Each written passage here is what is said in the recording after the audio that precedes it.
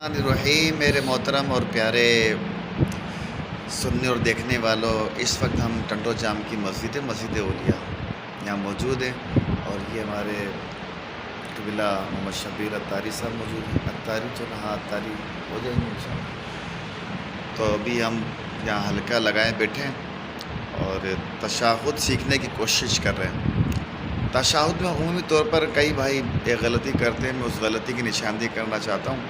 غلطی کیا کرتے ہیں؟ وہ پڑھتے ہیں اتا کو ہا سے ملا دے، اتحیاتو پڑھتے ہیں، اور کبھی کبھی تو اس کو اتنا غلط پڑھتے ہیں کہ ہم سمجھ میں نہیں آتا پڑھا کیا۔